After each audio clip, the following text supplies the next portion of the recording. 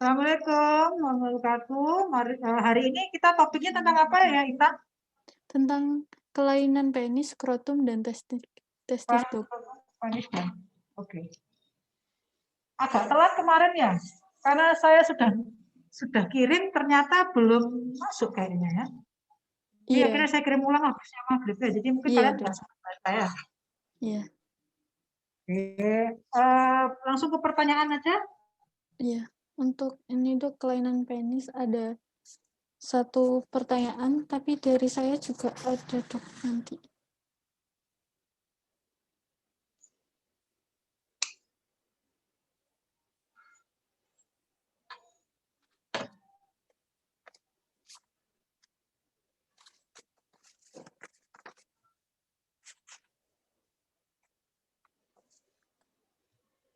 Alfarisi. Ada orangnya, ada Alfarisi. Ada, dokter. Ada, Dok. Mana Alfarisi? Ada nih saya. Oke. Apa pertanyaannya gimana? Ini saya bertanya. Dalam satu orang kena hipospadi sama epispadi jadi satu gitu ya? Iya, gitu maksudnya. Iya, raisono ya. Epispadi apa? Meatus uretra eksternalnya berarah ke bagian dorsal, Dok. Dorsal atau apa? Nama lainnya dorsal apa? Posterior apa anterior? Posterior. Iya, posterior, Dok. Posterior, dok. Ya. Kalau epispadi, apa? Hipospadi di Ventral. ventral, ya. Jadi karena muara uretra itu atau uretra cuma satu, ya pilih salah satu ya gitu ya. Jadi karena kongenitalnya pembentukannya ya satu toh uretranya. Jadi ya satu ya. Jadi pilih salah satu, hipospadia atau epispadia. Kalau dua berarti duplikasi uretra berarti ya. Nah, jarang ya, enggak ada sama sekali. Saya enggak tahu. Ilmu ini juga enggak ada yang uretra ada dua. Ureter dua mungkin. Ureter dua. Tapi kalau uretra dua jarang. Kalaupun dia ada dua pun muaranya, biasanya tetap dalam satu line ya. Enggak, terus ini kan dua line, berarti kan satu di depan, satu di belakang ya. Jadi gini ya, nggak mungkin ya. Biasanya satu itu pun dua, jadi sini gitu. Nah, ya. Jadi nggak mungkin ya. Oke. Pertanyaan lagi yang lainnya. Mohon maaf, dokter, tentang izin bertanya tentang kriteria diagnosis yang dari priapismus. Untuk yang non iskemik itu ada ketikan partial erection, non painful erection. Lalu yang iskemik juga painful erection glands. Itu apakah dua-duanya memang tidak ada nyeri atau bagaimana ya, dokter? Soalnya saya menemukan di Basuki maupun di slide yang awal-awal itu ada nyeri, dok. Ada nyeri, mungkin ada salah ketik saya ya. Slide-nya coba ditunjukin ya, yang priapismus. Oh, iya, baik, dok. Sama kelainan penis. Yang kelainan penis dulu aja. Oh, salah satu ya, saya lupa yang mana, saya lupa ya. Iskemik tuh nyeri, kalau non iskemik nggak nyeri ya. Iya. Jadi salah satu ya.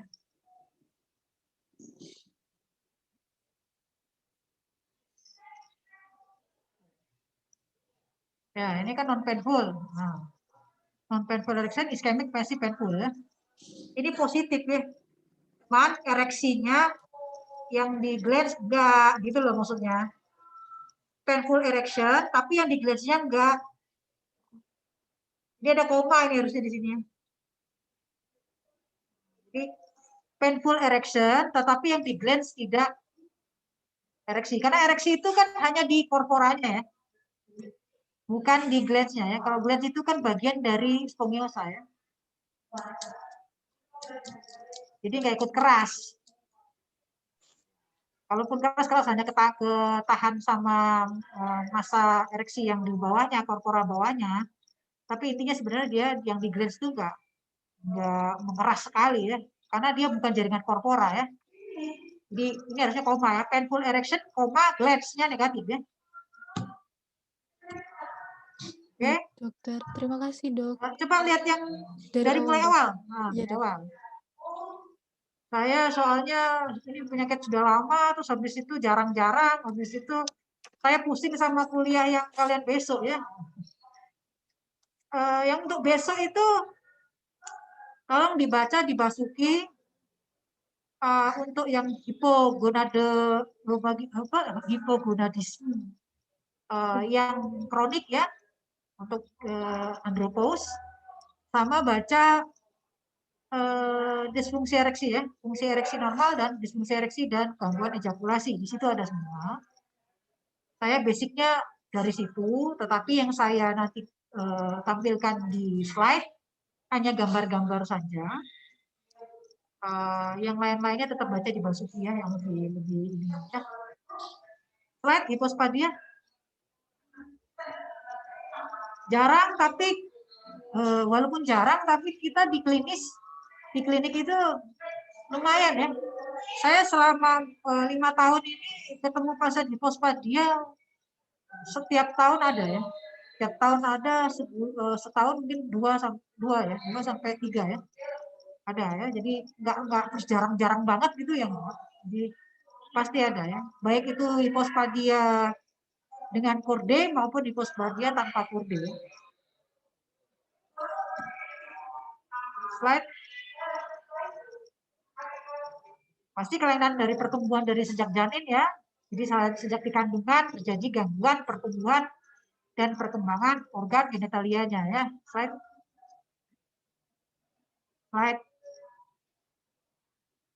Ini ya, ada anterior, medial, posterior ya. Maksudnya ini anterior itu ini ya dari klasifikasi dari uretranya ya. Jadi kan uretra itu ada yang uretra anterior, uretra posterior, ada yang prostatika ke atas ya. Jadi diingat-ingat ini aja ya. Jadi dari pembagian dari Mr. Smith itu pembagiannya first degree, second degree, third degree.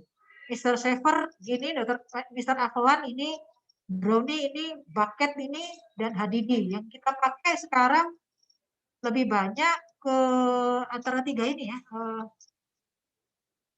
Ini ya, saya Mr. Duckett sama Hadidi ya. Mr. Duckett sama Hadidi. Ya, jadi ada beberapa dokter yang nulisnya langsung ini, tetapi walaupun Mr. Hadidi, tetapi yang paling sering adalah yang Duckett, karena yang lebih detail ya, jadi lebih akurat ya. Jadi di glandular, subcorona, distal penil, mid-shaft, proximal penil, atau di penoscrotal, scrotal, perineal ya. Jadi Mr. Duckett yang paling banyak kita pakai ya. Right? DD-nya nggak ada lagi ya, ya sudah pokoknya itu ya. Right? Misal fisik, letak MUE-nya jelas ya. Slide. Nah, hati-hati kelainan hipospadia dan epispadia itu biasanya dibarengi dengan penyakit lainnya, penyakit kongenital lainnya. Jadi suatu kumpulan sindrom. Ya. Jadi kalau ada anak ketemu dengan ini, jangan lupa di screening untuk organ-organ lainnya. Siapa tahu dia punya kelainan kongenital yang lainnya ya. Karena ini kongenital dan biasanya sindrom, jadi lihat juga organ yang lainnya ya. Slide. Riasnya adalah kalau hipospadi berarti ada korde, ada dorsal hood, ada MUE ya. MUE-nya jelas di ventral ya, di depan ya. Ada dorsal hood dan korde. Korde tahu apa? Untuk penisnya angulasi ke ventral, dokter. Gimana? Java, bentuk penisnya kayak gimana? Kalau yang korde itu? Membengkok ke bawah, dokter. Ya, jadi gini ya. Nah, ini yang depan, yang posterior, yang ini yang anteriornya ya. Ini begini ya. Yang ventral, ya kan? Nah, ini yang ventralnya, jadi dia ke ventralnya dia begini ya. Namanya ini korde. Dorsal hood apa? Untuk prepisium bagian dorsalnya banyak, dok. Tebal. Banyak. Iya, maksudnya Ya. lebih tebal daripada ventral. Lebih tebal apa lebih panjang? Lebih panjang, Dok. Kenapa? Jadi logikanya ya, mumpung saya pakai baju ini ya. Kamu tahu baju turtleneck? Oh iya, Dok. Turtleneck ya. Kalian pasti fashionable ya, jadi tahu fashion ya, jadi pasti turtleneck. Jadi itu prepusium seperti turtleneck ya. Kepala kita ini gland penis. Ya toh? Gland penis dan penis ya. Gland penisnya lah, ini badan kita penisnya ya, badan penis ini gland penis ya. Turtleneck ya, tapi turtlenecknya nggak sampai neck ya, sampai atas ya kalau prepusium ya. Apa yang terjadi kalau MUE-nya tidak di sini, tapi di depan sini? Lalu dia korde, dia bengkok begini. Ya toh? Akhirnya apa? Preputium yang harusnya menutupi muka kita ini, dia kan ketekan nih. Akhirnya yang banyak ini. Ini namanya dorsal hood. Ya, ini loh. Topi saya ini kan dorsal hood. Ya. Kamu tahu kan jaket ini kan biasanya jaket hoodie, ya kan? Iya, Dok. Ya ini hoodie ini ya. Jadi harusnya dia seperti turtleneck, tapi karena dia bengkok begini, jadi kain yang di depannya itu tertahan sama kepala kita ini, yang belakang otomatis kan tidak tertahan, jadinya lebih banyak. Ini dorsal hood-nya ya. Oke.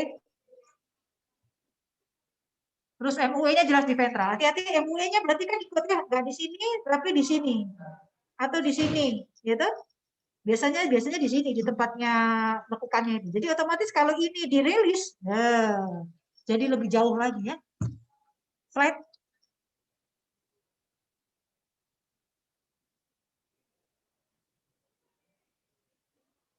Oke. Pemeriksaan penunjangnya hanya pemeriksaan fisik dan screening untuk pemeriksaan kognitif yang lainnya ya. Slide. Terapinya tujuannya selain tujuan terapi bukan utamanya untuk kosmetis ya, tetapi untuk fungsi miksi dan seksual. Ya.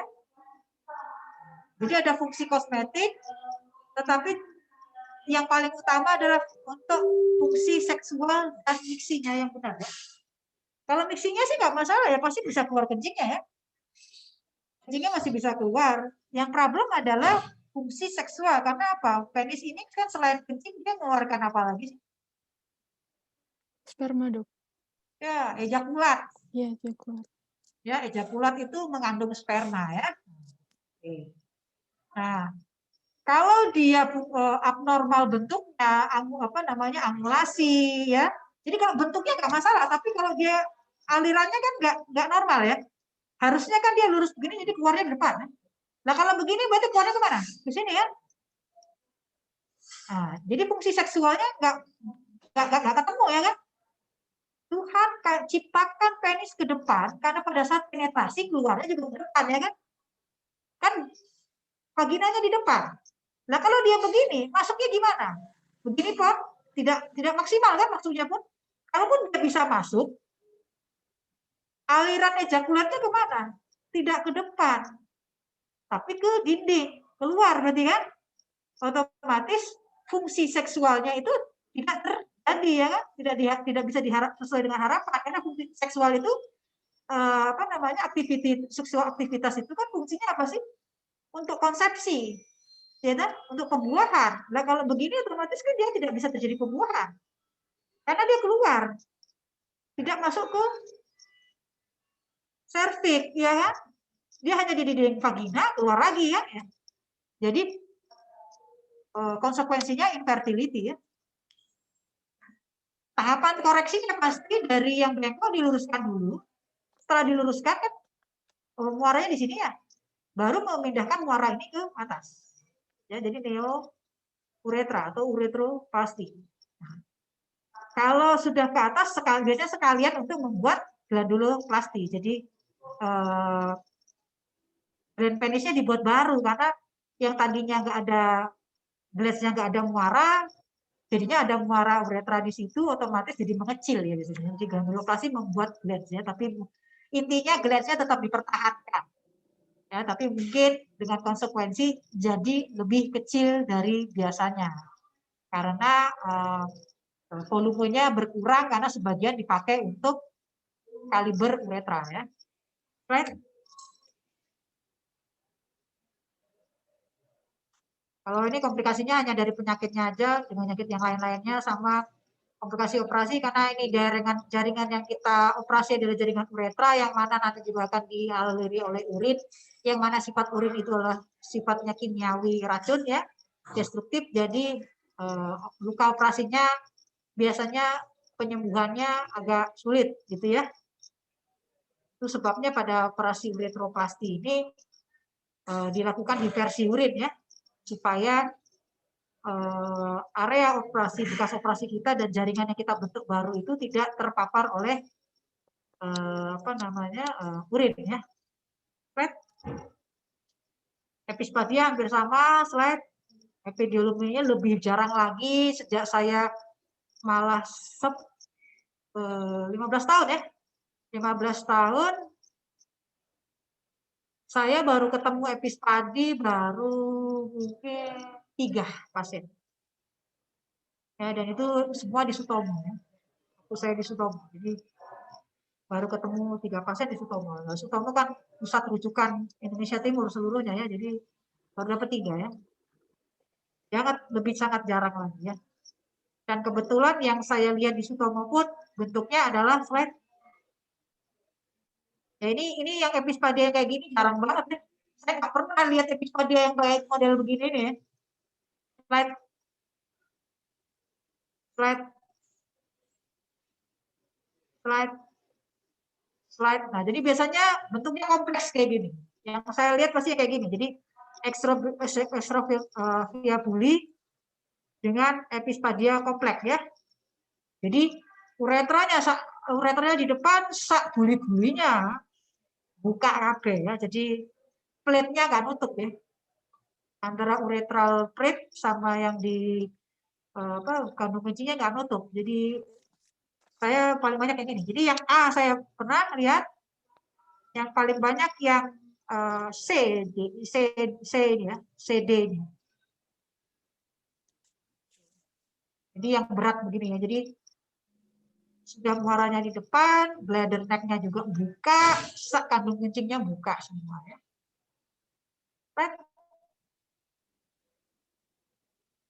Slide. Nah, ya rekonstruksi ya. Operasinya kalau untuk epispadiia lebih susah lagi. Kompleks, pasti operasinya bisa 4-5 kali operasi ya.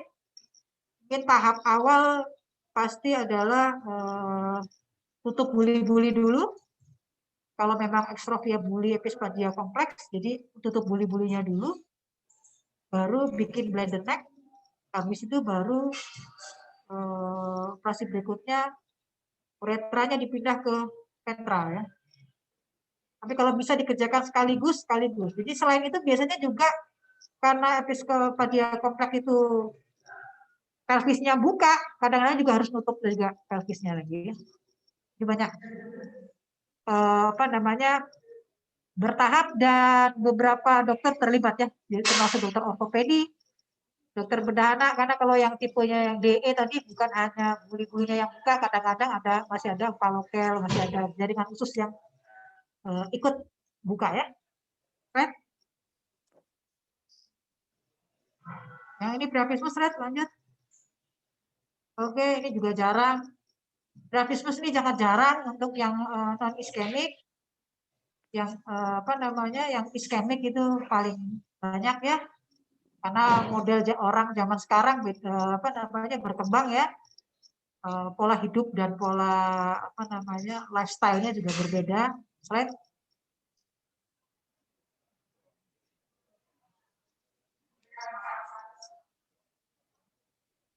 Ya. Ini cara membedakan antara low iskemik dan non iskemik ya. Yang iskemik ya kan pada saat tidur biasanya kelainan pada pembuluh darahnya ya.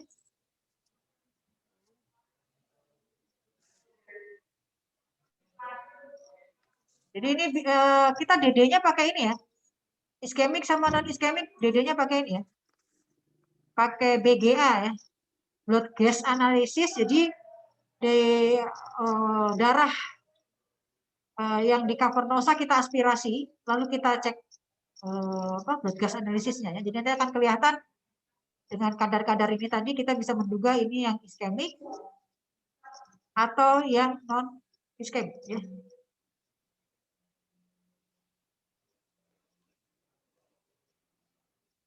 Slide.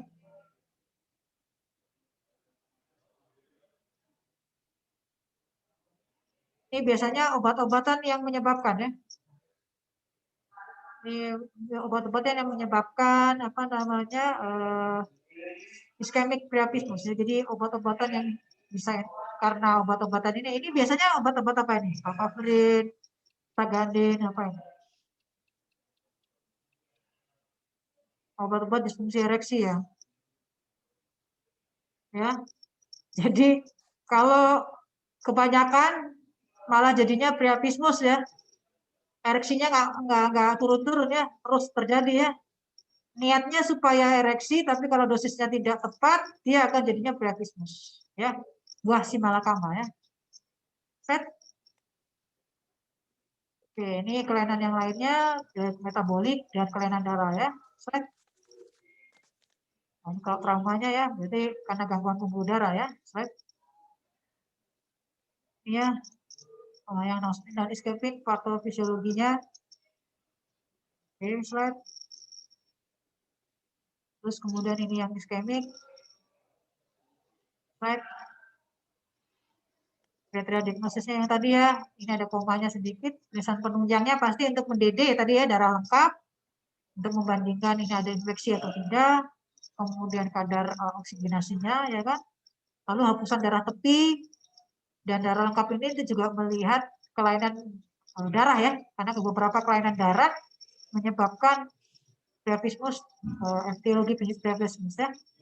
Terus urin lengkap, tes narkoba ini untuk obat-obatan ya, yang dapat menyebabkan priapismus, THB electrophoresis untuk kelainan darah ya.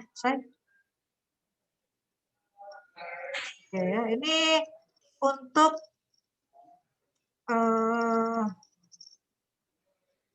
yang iskemik terapinya ya, ada yang sementara menggunakan nerve block yang dan aspirasi saja.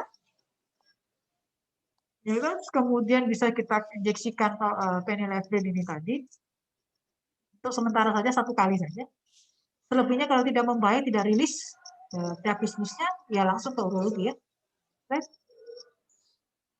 Ini tadi ya, ini nggak terlalu jelas ya, nanti kalian cari sendiri ya. Jadi inisial konservatifnya apa dulu, ya analgetik aja dulu dan yang lain-lain ya. Terus baru nanti kalau memang ini kita irigasi ya. Ini tadi yang pertama yang pakai nomor salin sama obat tadi, yang kedua nanti injeksi cavernosalnya dengan obat-obatnya tadi. Nanti kalau gagal dengan ini baru dengan surgical ya. Surgicalnya bisa macam-macam, bisa dengan shunting biasa, bisa yang lebih berat lagi ya. Set. Ini macam-macam shuntingnya ya untuk operasi ya. Nggak terlalu jelas, ada Winter, ada Algorap ya kan, ada T-shape ya. Tapi intinya ini settingannya operasi ya, walaupun dengan lokal anestesi, tapi ini tindakan ya. Jadi ini terakhir setelah dicoba obat ya. Fimosis sudah tahu ya, nah, jadi nggak perlu diuji lagi. Fimosis sama parafimosis sudah tahu, cuma bedanya kalau fimosis itu tadi ya turtleneck-nya bisa naik turun ya kak, apa namanya harusnya naik turun. Kalau ini juga bisa cuma sampai sini aja, jadi nggak bisa, kepalanya nggak pernah bisa keluar. Kalau parafimosis turtleneck-nya bisa naik turun, apa bisa turun tapi nggak bisa naik lagi ya, gitu ya intinya gitu ya. Jadi udah dipatung begini tapi nggak bisa dinaikin lagi, itu parafimosis. Tapi kalau fimosis dia cuma sampai sini aja, cuma kelihatan ubun-ubun doang ya. Terapinya tetap sama, yaitu sirkumsisi. Kalau parafimosis, sirkumsisi. Kalau emergensi cukup dorsal ini aja dulu ya, dorsal subsisi. Nah, susah sekali ya. Oke, right. Ini mikropenis, ini barang baru saya yang semester yang sebelumnya nggak ada mikropenis, sekarang jadi ada mikropenis. Mikropenis pokoknya intinya slide definisinya adalah dia slide lagi ukurannya tidak sesuai dengan standar rata-rata ya gitu aja. Ilmunya kan sama ya. Yang normal tuh yang mana sih? Yang normal itu adalah yang sama dengan rata-rata. Jadi seluruh dunia ini rata-ratanya sekian, itu yang normal ya kan. Jadi kalau satu dunia ini jahat semua, kita baik, berarti kita nggak normal ya. Nah itu ya kejelekannya definisi bahwa yang normal itu adalah yang rata-rata ya. Jadi intinya kalau rata-ratanya, dan ini rata-rata ukuran penis tiap negara, tiap ras itu berbeda. Jadi ukuran penisnya orang Asia, orang Eropa akan berbeda, orang Amerika akan berbeda. Dari Asia pun penisnya orang Jepang sama penisnya orang Indonesia nggak sama. Jadi seharusnya di negara kita pun harusnya punya standar ukuran penis sendiri ya, ukuran penis rata-rata orang Indonesia. Belum ada penelitiannya ini yang randomized control trial ya. Jadi kalau ada yang mau ukur penisnya orang ini bagus untuk data epidemiologi ya, dan untuk data buku ya, ini bisa masuk buku ya, nanti namamu pasti akan tercantum terus di seluruh buku yang ada di Indonesia, buku dan guideline yang ada di Indonesia, karena dasarnya dari sumber datamu ya. Belum ada loh ini ya. Jadi buku rata-rata per umur ya, per kelompok umur ya. Jadi umurnya yang di bawah 5 tahun, terus di bawah 5 tahun sampai 10 tahun, 10 tahun sampai 20 tahun, rata-ratanya kurang penisnya berapa, 20 tahun sampai 30 tahun, 30 tahun sampai itu harusnya ada yang mengukur. Jadi yang disebutkan mikropenis adalah kurang dari 2,5 standar deviasi ya. Nah, jadi kalau penisnya ini setelah dipanjangkan, jadi agak bukan posisi tidur biasa gini ya, selalu diukur, tapi intinya di stretch ya, di stretch kan, tapi bukan ditarik teman baru kamu ukur ya. Jadi caranya ukur adalah di normal dipanjangkan saja ya. Jadi itu yang normalnya. Slide ini anunya ya, perkiraan kelainannya yang menyebabkan mikropenis biasanya karena ada sindrom-sindrom yang lainnya, dan kemudian ada gangguan pada sistem testosteronnya, gangguan pada testisnya, dan development abnormality. Nah, terapinya ini ya androgen replacement, testosteron oral dan testosteron topikal, augmentation. Ini terakhir ya. Ini zaman sekarang ya, karena masa kecil terus pengennya digede-gedein ya. Nah, cuman bedanya sekarang kalau orang-orang mau gede-gedein bukan ke dokter tapi ke non medis ya, magic ya, atau mungkin orang-orang yang basicnya medis tapi medis yang abal-abal ya, suntik inilah, suntik itu ya, kasih silikon ini, silikon itu, cairan-cairan tertentu untuk memperbesar ya, akhirnya malah tambah salah semua ya. Jadi pada anak-anak kita masih karena kelainan testosteron, biasanya kita bisa pakai obat-obatan androgen replacement, testosteron oral atau topikal untuk merangsang hormonnya untuk bisa membuat penisnya tumbuh ya. Tapi hati-hati dosisnya, kemudian hati-hati juga efek sampingnya ya. Jadi biasanya untuk anak-anak ya. Tapi kalau untuk dewasa pakai begini-begini, ya efek sampingnya lebih berat daripada keuntungannya ya. Nikmatnya sesaat, habis itu wassalamnya cepat ya. Fred. Nah ini ya rata-rata yang ini setelah dipanjangkan penis itu rata-rata ini berdasarkan kelompok umur ya. Jadi dewasa kira-kira sekitar 13 cm ya. 13 cm bisa kurang dari 13,3 dikurangi 1,6 rata-rata segitu ya. Atau di atasnya ya. Jadi kalau misalnya di bawah 9,3 cm berarti lu termasuk mikropenis ya. Adelia, kenapa kamu ketawa-ketawa? Sebelahmu ada siapa? Enggak ada, Dok. Enggak ada, jangan malu-malu gitu. Kita ya nggak apa-apa, untungnya kita ini ya masih belum ketemu pasien. Nanti kalau ketemu pasien jangan malu-malu begitu, nanti pasiennya malah tambah jadi mikropenis malah priapismus ya. Ya jadi ini ilmiah ya, karena kita dari awal niatnya adalah sekolah ya untuk jadi dokter ya, dan dokter itu kita sekolah jadi dokter, jadi tenaga medis ya, tidak pernah ada terpikir di kepala kita untuk melayani satu ras saja, ya kan? Satu kelompok umur saja, ya kan?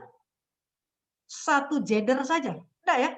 Jadi kita layani pasti laki dan perempuan. Jadi anak-anak maupun dewasa, tua maupun muda ya. Jadi kita harus berpikir objektif, ya kan? Berpikir keselamatan dan keamanan pasien. Jadi fokus di situ. Jadi intinya nggak boleh tabu lagi ya. Kalau tabu sekarang nggak apa-apa, tapi nanti besok-besok ini jangan tabu lagi ya. Nanti kalau kamu tabu gitu, pasiennya kan bukannya jadi mikropenis, jadinya priapismus ya. Bahaya nanti ya. Jadi enak nanti pasienmu tambah banyak ya. Kalau nanti kecil penisnya suruh kardeli aja biar tambah gede ya. Soalnya cantik ya. Jadi intinya kurang dari standar deviasi ini ya. Tapi selalu kita ya, nggak tahu ya, buat perempuan-perempuan yang lain sebenarnya Mars and Venus ya. Jadi kalau pria selalu berpikir makin gede makin oke ya.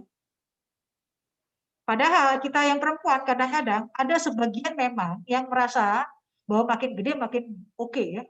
Tetapi lebih banyak wanita yang merasa size doesn't matter ya. Iya dong, ya Del. Emang kamu mikirin size? Enggak kan? Nah, jadi Enggak, Dok. iya, jadi size doesn't matter ya. Percuma size-nya besar sak pepaya, kalau ujung-ujungnya nggak berfungsi ya kan? Iya Dava? Dav, Iya, Dok. lebih baik kecil, ya kan? Kecil tapi berfungsi. Ya kan? Ceplesannya, ya kan? Besar kan kayak dipukul-pukul orang ya, ditonjok-tonjok kayak diulek-ulek gitu. Sakit semua ya.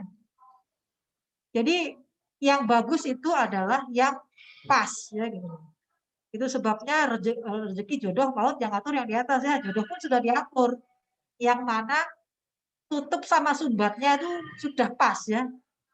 Ya, kalau nggak pas malah soro ya. Soronya dunia akhirat ya. Nah, itu ya. Jadi intinya jangan selalu terapi yang utama untuk mikropenis pasti adalah psikologis. Ya.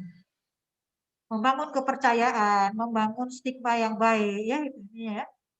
Jadi yang penting itu fungsinya. Walaupun kecil di bawah rata-rata, tetapi kalau dia bisa menyemprot dengan sempurna ejakulasinya, it doesn't matter. Ya.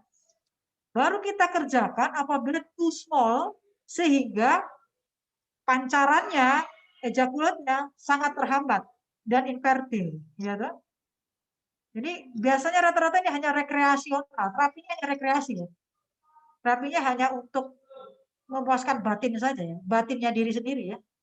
Jadi harus didiskusikan dengan pasangan ya. Kalau yang untuk dewasa, kalau yang untuk anak-anak karena untuk kepentingannya untuk perkembangan ke depan, jadi memang kita terapi ya.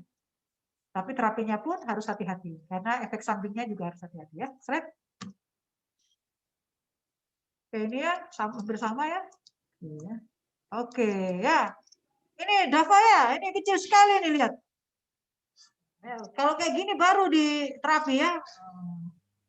Kalau sebesar jari ini ya nggak usah diterapi ya, sudah cukup bisa penetrasi. Oke. Slide berikutnya untuk yang testis ya.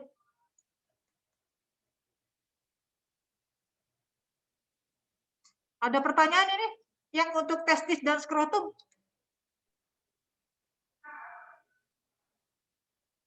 Testis skrotum ada pertanyaan nggak? Kan ada pertanyaan nggak yang di testis dan skrotum ini? Tidak ada, dokter. Oh nggak ada. Oke, Iya. slide lanjut. Oke. Dwi mana Dwi? Kok tumben ini nggak ada suaranya Dwi? Iya dok, belum dok. Oh belum. Udah baca, udah jelas kamu paling ya. Kan di Basuki juga ya. Iya dok. Oke. Ahnaf, mana Ahnaf? Ya dok. Iya, gambarmu kocek, jadi tak pikir kocek ya kamu. Dan tutupan kucingmu ya. Slide. Ya, jadi ini pelajaran teori ya, tapi kalian juga harus cek ya. Terutama ini karena urologi bagiannya kelamin laki-laki, ya.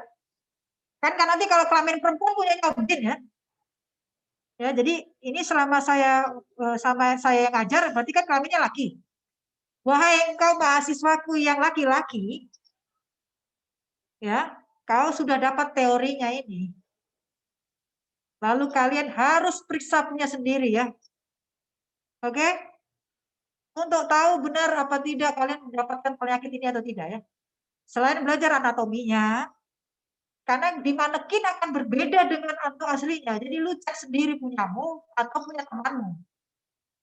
Ya. Kalau yang perempuan nggak bisa cek, mungkin punya pacarnya mungkin yang dicek ya. Ya toh? Tapi ilmiah saja ya. Kamu beli mangga aja harus cicip dulu baru kamu beli ya. Nah, kalau ini nggak boleh dicicip, tapi kamu cek dulu kesehatannya, tesnya ya. Jadi untuk penis kamu sudah harus tahu penismu sudah sesuai normal apa belum, sesuai standar deviasinya enggak, melenceng jauh apa enggak ya kan. Lalu kemarin apa rektal tose prostatmu ada benar apa enggak ya, bisa saja tidak ada prostat, bisa juga tidak ada vesicula seminalis ya kan, tidak ada vas deferens ya. Nanti akan kelihatan di sini apa kamu memang punya varikosil atau hidrosil mungkin ya, jadi kamu cek sendiri ya. Kalau untuk perempuan organ genital perempuan sulit untuk mengevaluasi. Bisa kamu lihat pakai cermin ya. Ya harus bisa pakai cermin ya. Atau kamu mau lihat punya temanmu sendiri ya, kalau mau temanmu ya. Tapi jarang biasanya kamu lihat saja punyamu di cermin ya. Tapi harus tahu ya, jadi biar nggak katrok ya. Nanti lebih pintar pasien ya daripada kamu ya. Ini apa nih? Ini sebelumnya apa nih? Cryptorchizmus ya. Right. Jadi cryptorchizmus itu testis tidak pada tempatnya ya. Normalnya tempatnya di mana? Cepresa mana cepresa? Tempatnya di mana normalnya? Di skortum, Dok. Kamu pacarnya cepresa atau mana cepresa?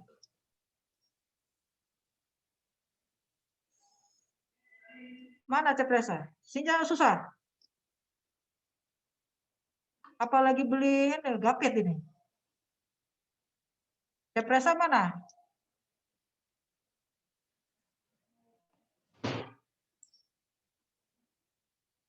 Gak ada cepresa. Ya udah. Bagus Asari. Mana Bagus Asari?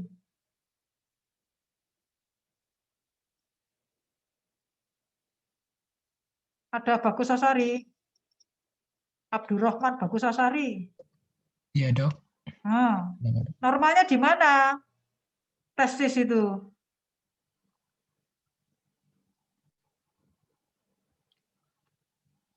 Normalnya di mana?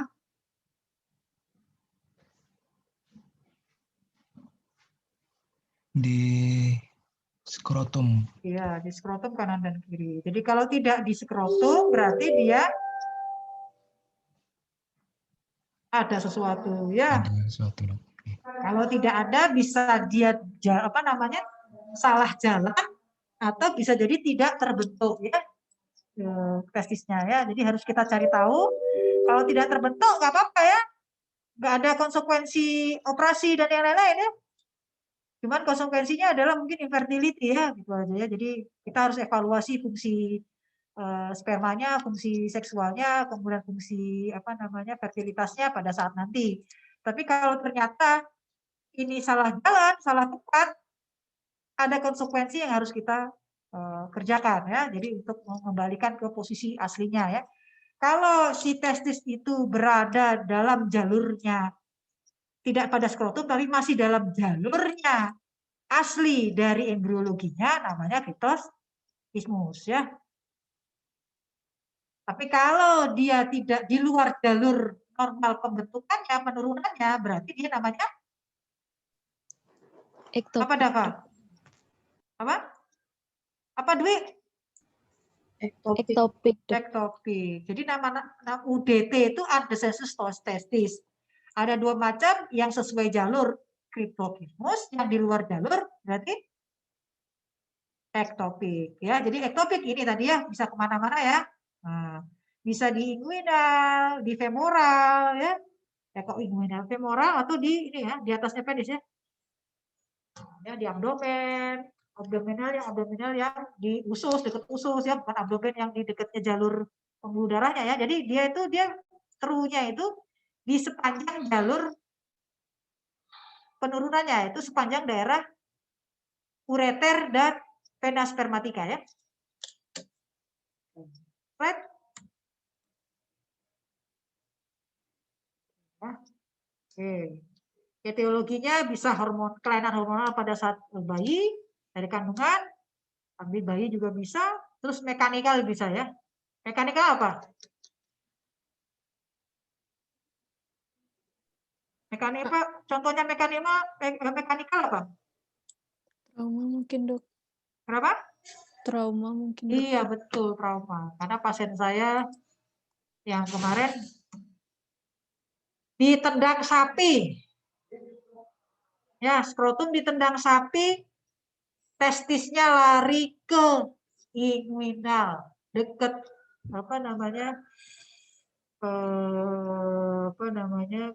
deket kanalis ini ya, untuk yang ke abdomen itu ya. Oh my god, yang pecah tapi lu lari ke atas ya.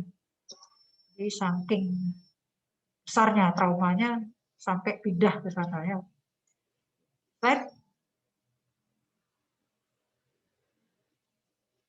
Ini embriologinya aja ya.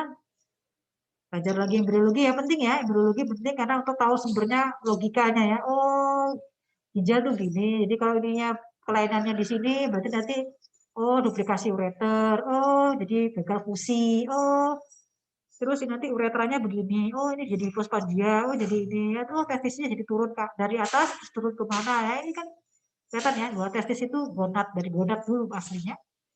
Gonad di atas, terus jadi testis, testis baru diturunkan ke bawah ya. Set. Kalau perempuan pasti akan obliterasi ya. Set. Set.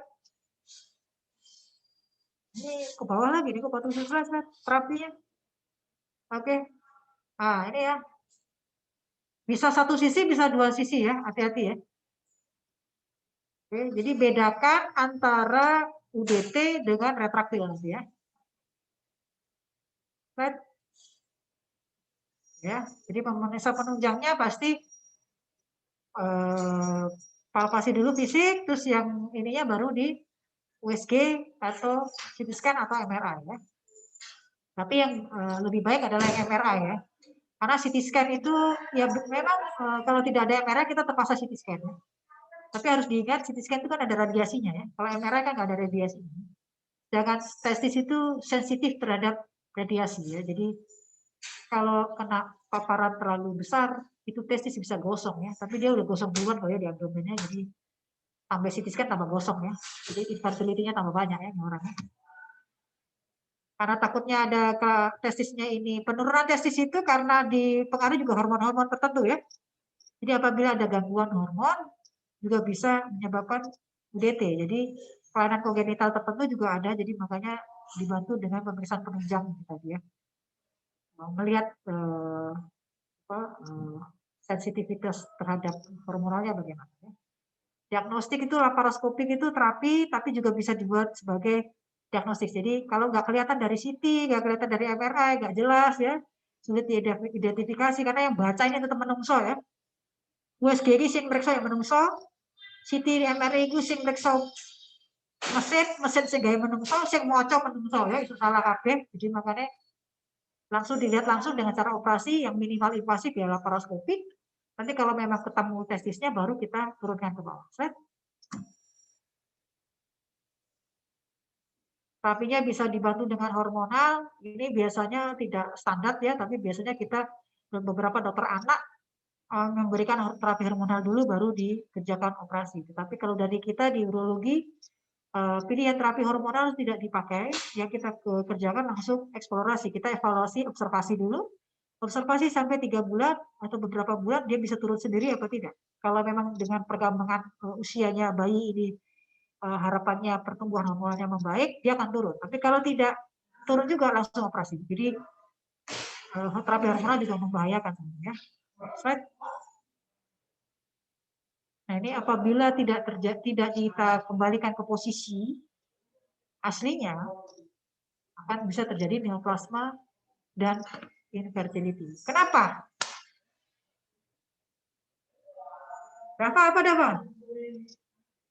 Kenapa bisa timbul keganasan dan infertility? Kalau UDT ini tidak diterapi. Unnecessary testis.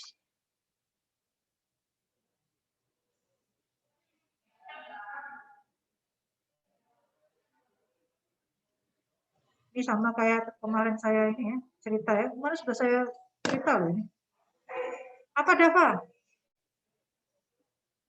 Kok bisa jadi neoplasia sama infertility? Mungkin karena lingkungannya tidak sesuai dok, misal kayak suhu dan lain-lainnya sehingga tidak berkembang dengan baik. Lingkungan yang tidak sesuai itu karena suhunya. Iya. Ya, jadi karena Tuhan ciptakan testis itu di dalam kantong skrotum yang kebandel di situ.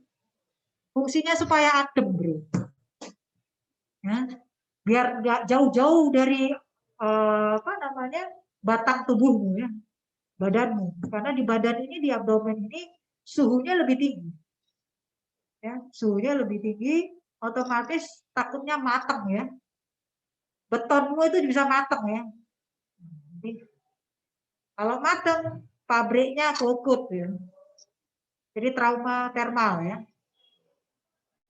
Terus selain trauma termal, apalagi yang kemarin saya cerita tadi kemarin loh. Dipasang di bawah supaya dingin. Dan yang kedua apa? Supaya kamu gampang melindunginya kan. Kalau kamu main bola, main basket, ada orang mau berantem, mau karate, kalau itu bagian itu kamu mau ditendang, kan kamu gampang melindunginya. Langsung kamu tangkap, kamu tutupin kan gitu. Ya kan? Lah kalau di abdomen, di paha, kamu nggak tahu itu tempatnya di mana. Kalau tahu nggak apa-apa kamu lindungi ya. Tapi kalau di abdomen, yang mana yang kamu mau lindungi? Abdomenmu sebesar itu, tanganmu cuma segini. Apa kamu kemana-mana harus pakai baju besi supaya kalau ada teman mau nendang, biar kena baju besinya dulu ya. Jadi trauma fisik juga ya. Jadi selain trauma termal juga trauma fisik ya. Itu sebabnya dengan trauma kronis baik fisik maupun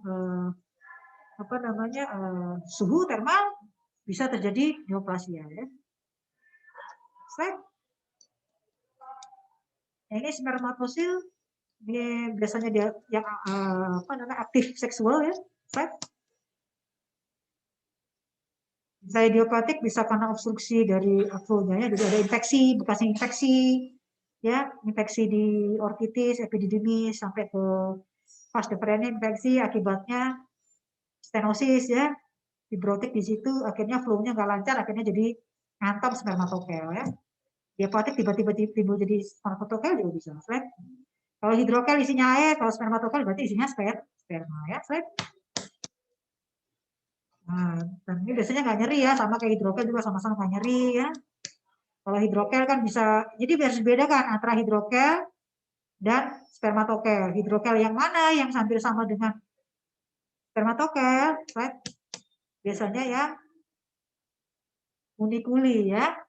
Hidrokelnya hidrokel unikuli ya.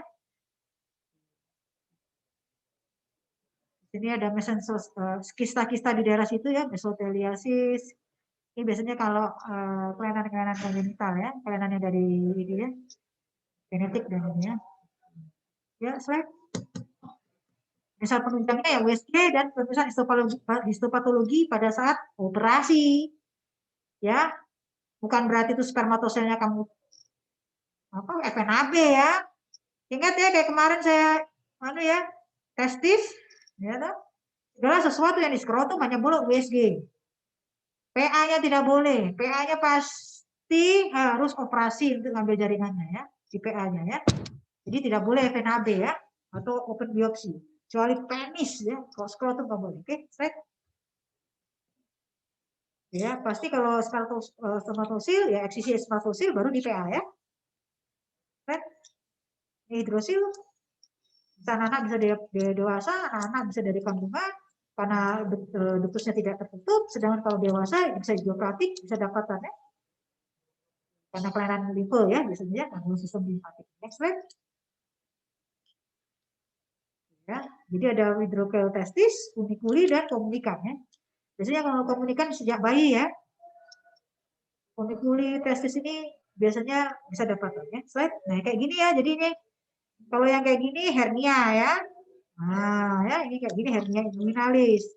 Karena yang masuk bukan hanya cairan, kadang-kadang ada omentum, ya tuh, ada yang lain-lain. Nah, ya. Tapi kalau isinya cairan toh, ya hidrokel, ya. Oke, jadi cairan toh bisa hidrokel komunikan, ya. Cairan abdomen toh itu hidrokel komunikan, ya. Itu Terus kalau yang tidak ada sambungannya, jadi tidak ada hubungan antara abdomen dengan yang di skrotum atau yang di kudikuli, berarti ini non komunikan atau kudikuli ya.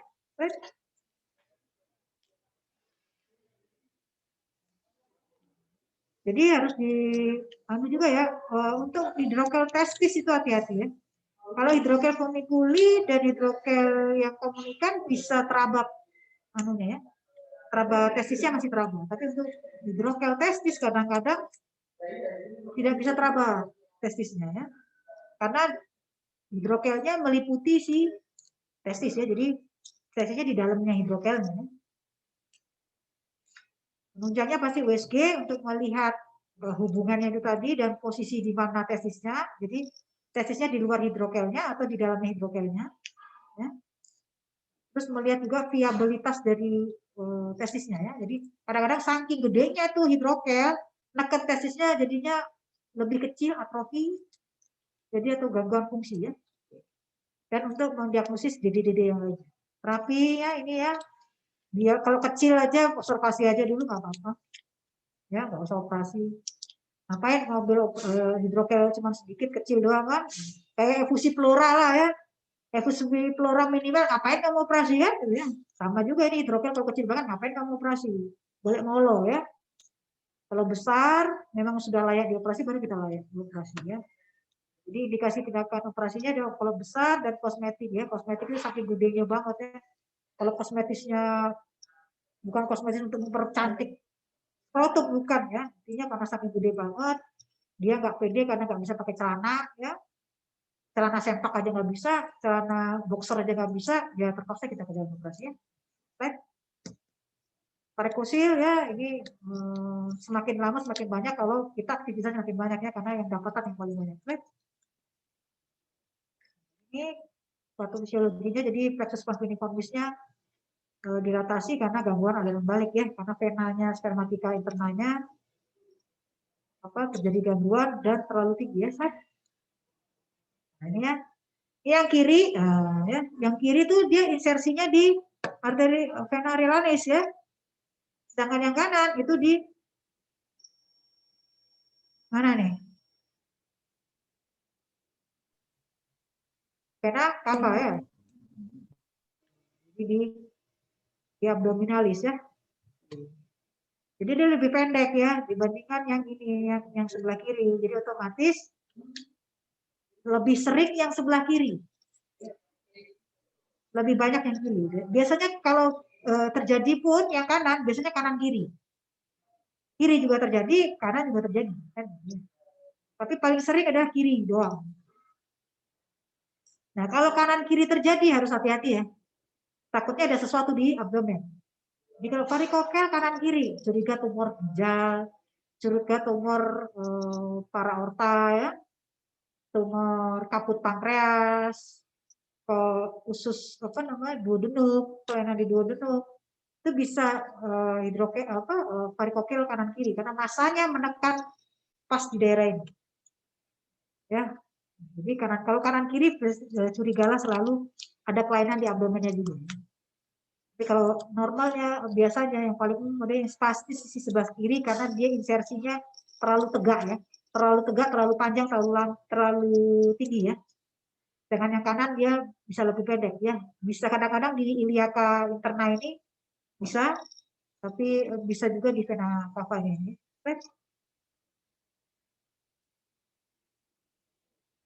Nah ini kalau grade-nya udah tinggi sekali ya, gambarannya kayak gini ya, wombat ya, kantong cacing ya ini ya, karena pembuluh darahnya ini dilatasi, terus jadi seperti kantong cacing, wombat ya. Right? Kalau yang derajat-derajat ringan seperti subklinis dan grade 1 hanya bisa kita lihat di USG ya. Jadi grade 1 itu kalau pakai Valsalva manuver baru kelihatan.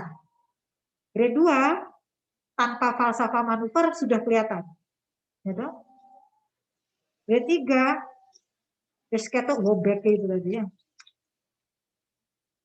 Ya, ini dengan Valsalva manuver teraba yang ini sudah apa namanya tanpa kosa wala sudah terlihat ya. Yang ini sudah wobek. Oke. Terus untuk diagnosis yang lainnya adalah untuk apa namanya mengevaluasi akibat dari varikosil ini apa. Biasanya kan kejadian ini kronis biasanya. Udah lama banget, puluhan tahun tanpa kita sadari ya. Kalau grade-nya udah terlalu tinggi baru dia nyeri ya. Kadang-kadang nggak nyeri gitu loh ya. Biasa-biasa aja, keluhan utamanya malah infertilitas ya. Datang karena dia program hamil, isinya hamil-hamil, kenapa ya? Pas cek berarti, oh dia mungkin ada varikosilnya ternyata, oh diisi, oh ada varikosil ya. Jadi yang terjadi adalah ini ya, testisnya karena gak ada gangguan dari pembuluh darah testis, akhirnya testisnya atrofi ya. Jadi ini rusak ya karena dia kena racunnya ini ya. Jadi vena itu kan darah yang kotor dialirkan lagi ke atas untuk bisa disaring lagi untuk jadi bagus ya di arteri ya. Karena darah yang kotor itu saking naik mau naik ke lantai 7 aja susah banget, akhirnya ngumpul aja terus di lantai 1 ya. Akhirnya racun yang dari vena itu tadi mempengaruhi testis ya. Jadi bisa menjadi atrofi ya. Makanya dites dengan orkidometer ya. Slide yang belum tahu orkidometer ini kayak gini ya. Bentuknya kayak tasbih ya. Bentuknya kayak tasbih bulat-bulat gini. Jadi ada volume 1, 2, 3, 4, 5, 6, 7, 8, 9, 10 sampai 25 ini. Ya, jadi yang normal dulu antara untuk anak-anak ukurannya yang nomor 1, 2, 3 ya. Kalau di perbutas yang ini 4 sampai 6. Jadi ini berdasarkan mili volume ya, mililiter ya. Jadi dewasa tuh volumenya sekitar 25 mililiter ini saja ya. Ini kayak tasbih bentuknya ya. Right? Indikasi terapi pada varikosil itu hanya ada kelainan infertility. Jadi kalau dia punya varikosil, tapi kalau ternyata dia walaupun dia varikosil dia bisa punya anak, itu menunjukkan bahwa pabriknya masih bagus, testisnya masih bagus. So ngapain nggak mau operasi? Fungsinya operasi varikokelektomi itu adalah untuk memperbaiki fungsi spermanya, fungsi fertilitasnya. Ya. Jadi istilahnya gini, walaupun pabrik ini rusak, tapi kalau rusak cuma pagernya aja, mesinnya di dalam masih oke, produksinya masih oke, ya nggak masalah. Nggak perlu kamu rombak pabriknya kan gitu. Jadi kalau pabriknya bermasalah, rusak sampai nggak bisa produksi, baru kita operasi ya. Jadi kalau ada infertility, baru kita operasi. Infertility itu adalah laki-laki dan perempuan melakukan aktivitas seksual rutin, tetapi tidak bisa menghasilkan konsepsi ya. Dalam 1 tahun ya, jadi rutin selama 1 tahun melakukan aktivitas seksual intercourse, tapi tidak menghasilkan konsepsi, itu namanya infertility. Kalau kelainannya pada pria itu kelainannya jumlah sperma, ya kelainan jumlah sperma karena bekasnya trauma, bekasnya ini itu, termasuk pada varikokelektomi ini ada kelainan sperma. Tetapi kalau dia masih bisa melakukan aktivitas seksual dan menghasilkan konsepsi, dia bukan infertilitas, tetap fertil. Jadi punya varikosil, nggak punya anak, baru kita terapi ya. Tapi sekarang hati-hati karena apa ya? Di masyarakat ini kan ada pengecualian-pengecualian ya. Seperti TNI, Polri ya gitu ya. TNI Polri itu wajib adalah pria dan wanita yang dipilih oleh negara untuk menjadi abdi negara, penerus bangsa, maka dia harus dipilih yang paling sempurna kan? Ya kan? Makanya supaya apa? Karena dia harus sempurna, bisa memiliki keturunan dan yang lain-lain, makanya dia tidak boleh varikosil ya. Ya. Padahal pekerjaan dia juga udah berat ya, jadi varikosilnya biasanya dia dapatkan pada saat dia bekerja. Ya, tetapi kalau dari awal dia sudah varikosil, sudah ada kelainan, pasti out. Jadi kelainan apapun, nggak hanya varikosil. Jadi intinya yang mau menjadi abdi negara harus sempurna. Itu sebabnya begitu ada angkatan yang varikosil, pasti tidak akan diterima. Pasti suruh terapi dulu. Nah, padahal terapinya pun sulit ya. Jadi intinya pasti tidak lolos ya. Dan lolos seleksi ya. Tapi tetap kita ya kerjakan aja operasinya ya. Tapi intinya kita sebelum operasi pasti kita harus analisa sperma ya, karena dia pasti belum menikah ya.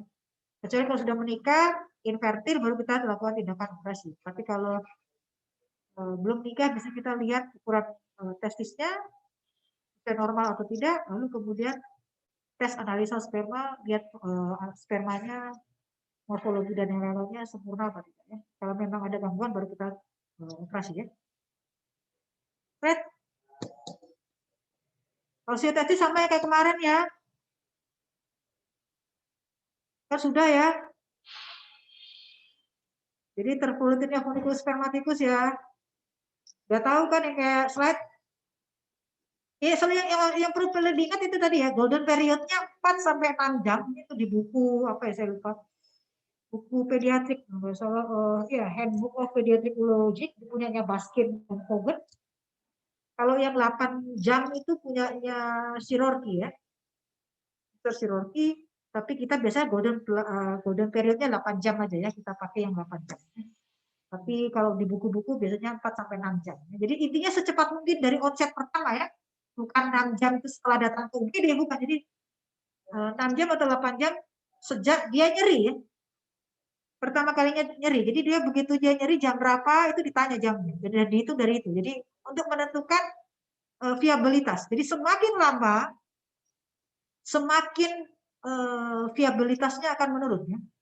Jadi kemungkinan untuk testis itu mengalami kerusakan akan semakin besar. Itu yang harus difahami. Jadi terapinya pun harus secepat mungkin ya. Sebelum dia viabilitasnya turun ya, karena ini jadi emergency organ ya. Kebayang aja kamu kayak dicekek, ya kan?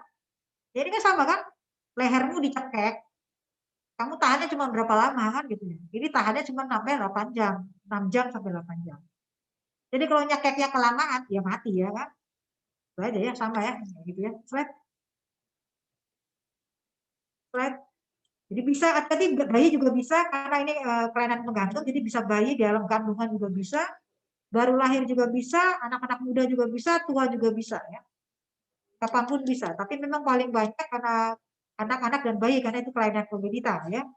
Tapi untuk yang dapatan biasanya yang tidak sempurna bisa dewasa muda bisa ya. Ya, tunika terpelintir, skolta uolnya. Ini yang ekstravaginal biasanya untuk bayi-bayi, yang intravaginal remaja dan dewasa. Slide. Oke ya, ini sudden and severe ya. Jadi tiba-tiba dan langsung nyeri hebat. Beda sama ya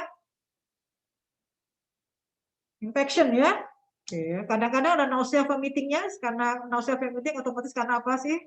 Karena jalurnya dari saraf itu kan di funiculus masuk ke dalam ya, ke dalam abdomen ya, saraf-sarafnya ya, karena dia dari sakral ya, abdomen bawah ya, sakral dan torakal. Jadi otomatis kalau ada gangguan di bawah, rangsang nyerinya bisa disalurkan, dijalarkan ke lebih atasnya lagi, sehingga bisa timbul nausea vomiting ya. Karena biasanya terpelintir lama, karena proses terpelintir pasti kan ada inflamasi, makanya ada edema ya. Ini yang penting adalah high testis horizontal axis. Logikanya, kamu bayangkan aja lampu hias, lampu gantung hias, ya. Itu kan ada kabelnya, penggantung lampunya, ada kabelnya kan. Anggap aja kabel penggantungnya itu fast different, ya kan? Lalu kabel listriknya di situ adalah pembuluh darah saraf yang untuk ke testis. Apa yang kamu terjadi apabila lampu gantung tadi kamu pelintir? Ya, pasti memendek kan? Jadi funikulusnya pendek, terus lampunya makin ke atas kan? Jadi high testis. Nah, terus karena si testis ini bentuknya nggak kayak lampu gantung cantik biasa gitu, dia kan menggantung bulat gini, memanjang. Kalau makin ke atas jadinya nggak memanjang, jadinya apa? Horizontal, lebih horizontal, lebih apa? Transverse ya. Sudah memendek ke atas, posisinya sudah nggak lagi menggantung cantik vertikal, tapi jadi horizontal ya. Nah, karena yang kejiret itu saraf, pembuluh darah dan yang lain-lain, makanya bisa jadi edem. Ya, dan sarafnya kepelintir jadinya nyeri. Itu sebabnya lebih nyeri daripada epididymitis ya. Epididymitis, orkitis nyerinya gradual. Kenapa? Tunggu bengkaknya inflamasinya gede dulu baru nyeri banget ya. Kalau ini karena kejiret pasti nyeri banget ya. Bayangin aja lu kayak dicekek lebih sakit daripada kamu cuma dicekek dikit-dikit ya. Geli ya. Right? Oke, ini anak. Jadi diagnosisnya pasti selalu dari anamnesa ya. Nyeri, sifat nyerinya seperti apa? Ingat tadi sudden and severe. Ya, acute. Tanpa ada kejadian apapun, tanda-tanda infection sebelumnya ya. Karena kalau infeksi kan kemarin ada riwayat batuk, ada riwayat pilek, ada panas ya kan. Ada mungkin penyakit yang lainnya, mungkin ada ruam-ruam di kulit ya kan. Juga bisa menyebabkan infeksi di situ ya. Terus nyeri kencing dan lain-lain. Kalau ini nggak ada. Tanda-tanda itu tadi infeksi dan lain-lain nggak ada ya. Mungkin riwayat trauma bisa ya. Habis ditendang temennya, oh bisa. Di torsia bisa ya. Nah ini kan biasanya anamnesa itu habis bangun tidur, atau habis berenang, habis olahraga, pokoknya yang ekstrim. Yang mana merangsang otot-otot kremaster untuk berkontraksi. Ya kan kalau dingin dia mengkerat. Gitu ya. Abdul Rahman.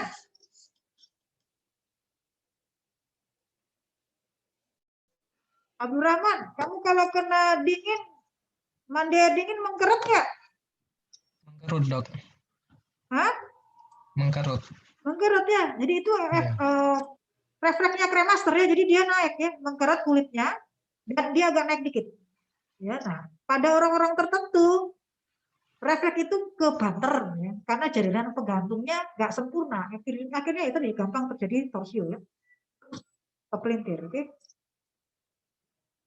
Kalau bingung, kadang-kadang datang ke kamu, gejalanya agak rancu dan pasien kadang-kadang anak-anak sekali itu kan kadang-kadang ya kalau anaknya masih bisa diajak omong ya.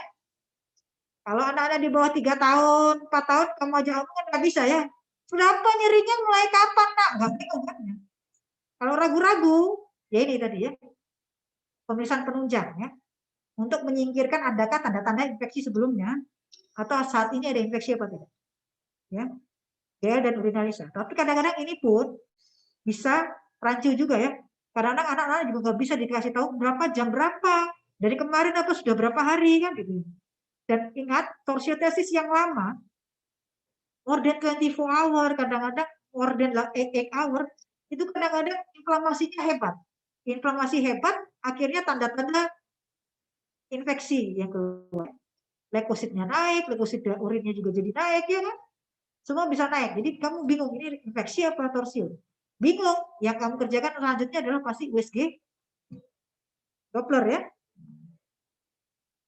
Sebisa mungkin kalau kalian hidup di kota, yang kalian kerjakan adalah ini ya. DLUL sampai USG. Soalnya kalau kamu tinggal, kamu praktek di antah berantah yang nggak ada pemeriksaan ini, terpaksa cuma DLUL aja ya. Oke? Nah, kalau masih ragu-ragu yang kamu kerjakan, tidak bisa kamu kerjakan USG, ya langsung dibuka ya. Right? Jadi terapinya langsung dibuka, eksplorasi ya, tidak ada salahnya. Tapi kalau kamu masih di kota, sebaiknya kamu USG. Saat itu juga, minta USG situ. Ya. Hati-hati karena rawan hukum ya. Karena sebenarnya secara teori, bila ragu-ragu tidak ada modalitas, boleh langsung kamu buka. Ya. Karena ingat tadi golden period ya. Nunggu USG-nya besok mati duluan ini kan. Memang tidak mengganggu nyawa ya. Nyawanya tidak akan kenapa-kenapa, tetapi kan organnya. Masa depannya ya. Punya testis 2 aja belum tentu fertil, apalagi hilang 1 kan gitu. Tetapi yang selalu menenangkan kita adalah apa? Satu pabrik itu menghasilkan berapa juta, 2 pabrik berapa juta, ya kan gitu. Intinya yang butuh untuk pembuat cuma 1 kan, yang dihasilkan 1 pabrik jutaan loh. Jadi tidak menjamin ya fungsi fertilitasnya, tetapi harus diobservasi nanti setelah menikah bagaimana. Jadi ada kemungkinan fertilitas ada lebih besar daripada yang punya 2, tetapi tidak jaminan ya. Sehingga orang tuanya nggak khawatir dan anaknya juga nggak khawatir ya. Tapi kemungkinan infertilitis memang besar. Oke. Ini dedenya ya. Hati-hati dengan epididymis akut, hernia skrotalis incarcerata. Karena kalau hernia skrotalis incarcerata apa bedanya? Benjolannya ada gejala keluar masuk ya, ada riwayat benjolannya keluar masuk, bisa besar bisa kecil. Sekarang besar terus habis itu nyeri. Nah, itu berarti hernia ya. Kalau si torsio kan tidak pernah ada benjolan, sekarang nyeri gitu aja ya. Terus hidroknya juga sama, sebelumnya pasti ada benjolan dulu. Ya, terus terinfeksi karena dipegang-pegang infeksi ya. Terus tumor testis ini biasanya tumor testis yang pecah ya. Vaskulernya pembuluh darah di testis, tumor itu kan banyak ya neovaskulernya dan rapuh, tapi jadi gampang pecah terus jadi nyeri ya, perdarahan, impak di tumornya ya. Terus edema skrotum untuk yang gejala-gejala yang lain ya. Filariasis dan yang lain-lain ya. Ini ya. Perbedaannya torsio dan inflamasi ya. Oke, onsetnya ya. Torsio cepat, akut, sudden ya. Sedangkan inflamasi itu dari gradual ya. Sekarangnya nyerinya dikit, tambah naik, tambah sakit, sampai besok, tambah besoknya lagi gitu ya. Sedangkan kalau torsio langsung sakit dan severe saat itu juga dan menetap. Ingat ya, ini ada friend test ya. Premature reflex ya. Ya, cara membedakannya sama epididymitis ya. Terapinya boleh kita kerjakan detorsi manual karena memang lebih banyak torsio ke arah medial, jadi kita detorsinya ke arah lateral. Tetapi kalau ternyata ke arah lateral tambah nyeri ya berarti ke arah medial ya begitu. Tetapi biasanya sulit ya.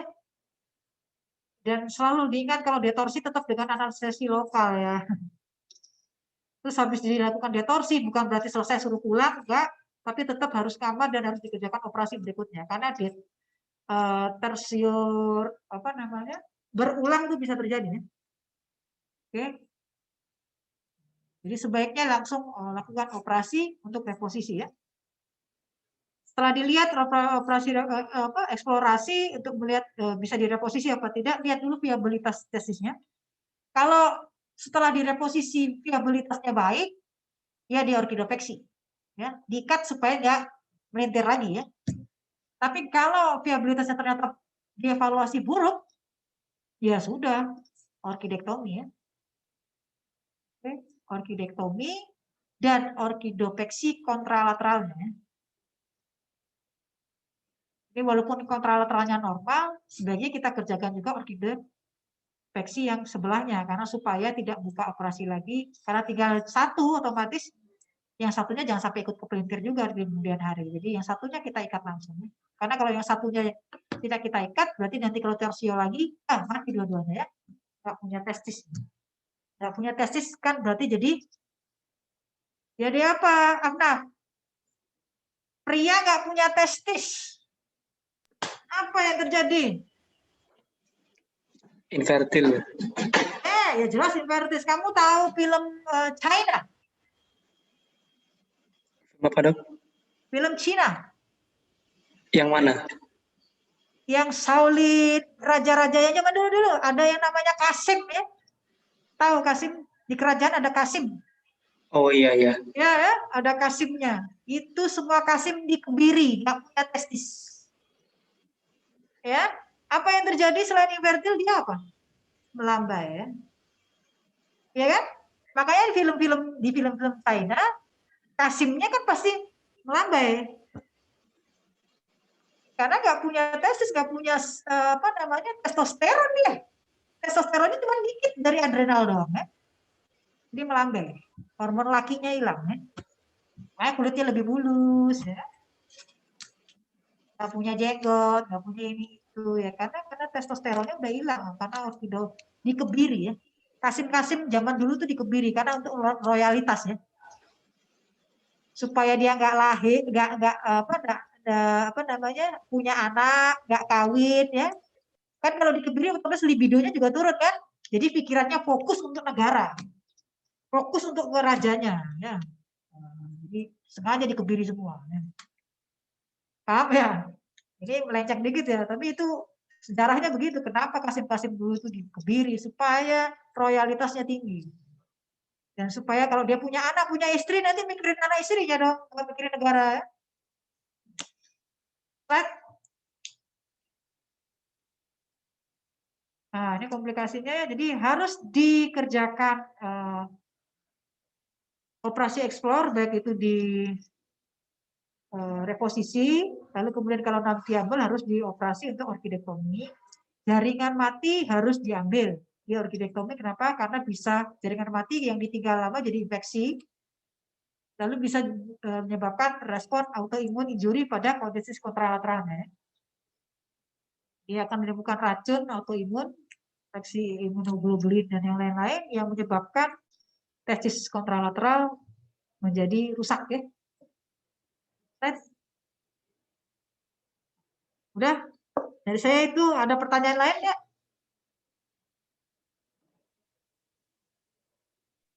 Izin bertanya, Dok. Hah? Untuk yang Cryptorchismus itu ada juga yang mengatakan seledik tidak rusak, adanya seledik yang tidak rusak, dan akhirnya potensi seksnya itu juga tidak terganggu. Berarti ada kemungkinan untuk Cryptorchismus itu tidak infertilitas ya, Dok? Enggak apa-apa. Oh, iya. Bisa. Kalau dia cuma di inguinal, high skrotal, nggak fertil, selediknya masih bagus. Yang dimaksud gini loh, maksudnya kan ini ada beberapa hormon yang dihasilkan oleh seledik waktu embriologi yang menyebabkan yang mencetuskan hormon-hormon tertentu untuk penurunan testis. Ya, jadi kalau itu terganggu, berarti turunnya susah gitu. Makanya dia mandek di situ. Nah, yang kamu maksudkan dengan kalau selediknya bagus dan ini nggak terganggu ya enggak dong.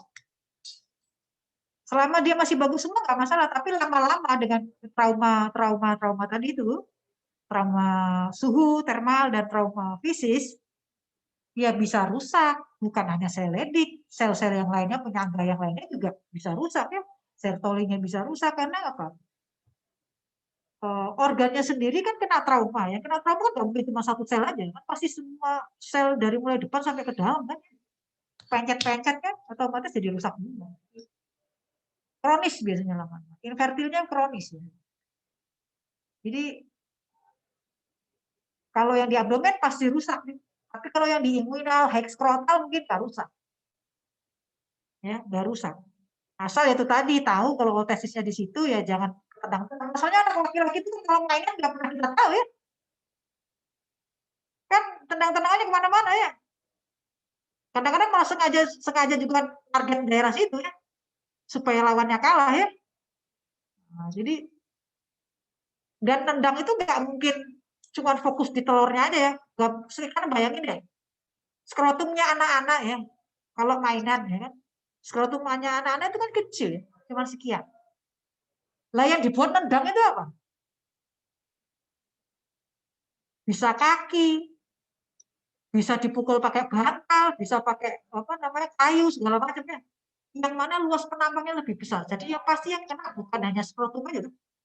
Bisa skrotum, sak inguinalnya, sak penisnya, sak pahanya ya kena semua.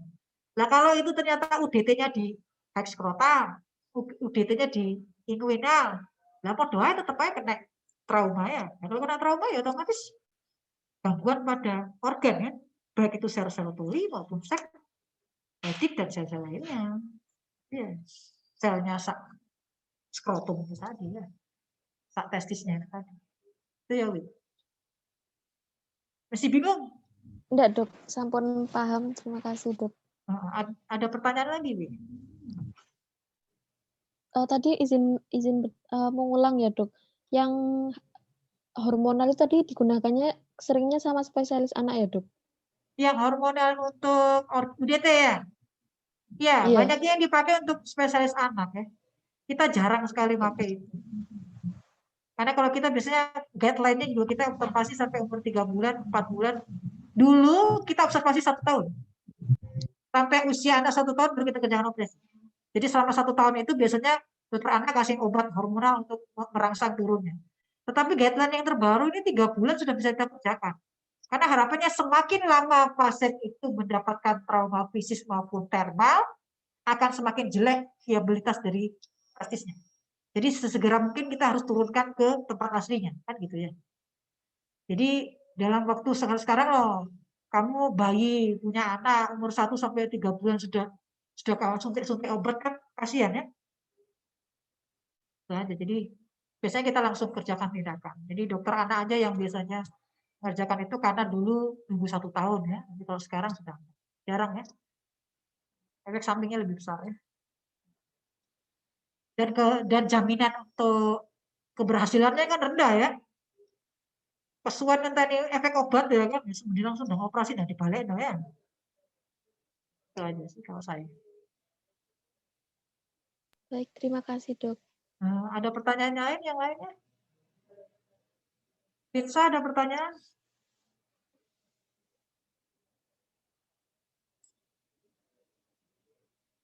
Alfarizi ada pertanyaan? Fikri? Fikri ada pertanyaan nggak Fikri?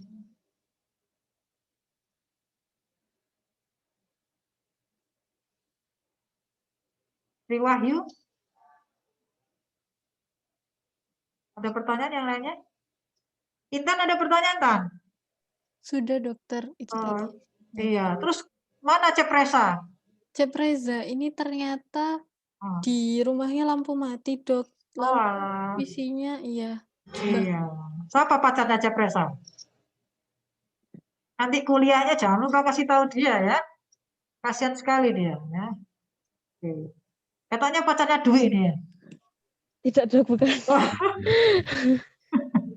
Ya wes. Dari saya cukup sekian dulu. Saya mengucapkan terima kasih atas perhatiannya. Mudah-mudahan berguna, mudah-mudahan bermanfaat, mudah-mudahan informatif. Kurang-kurangnya saya mohon maaf. Bisa saya selalu berpesan jangan pernah percaya sama manusia ya. Manusia tempatnya salah ya. Jadi apa ilmu yang dari saya selalu harus dicek dan dicek lagi di buku ya. Di buku textbook maupun di guideline yang kalian bisa baca supaya menghindari kesalahan ya. Jadi nanti bisa kita diskusikan bersama-sama dan saya tidak mematok harus kuliahnya ini ya bahasnya di sini aja gitu ya. Bisa di luar jam kuliah, bisa di sisa kuliah yang lainnya. Jadi misalnya besok ngomongin masalah disfungsi seksual tapi waktunya masih banyak bisa membahas untuk yang kuliah-kuliah yang lainnya juga boleh ya.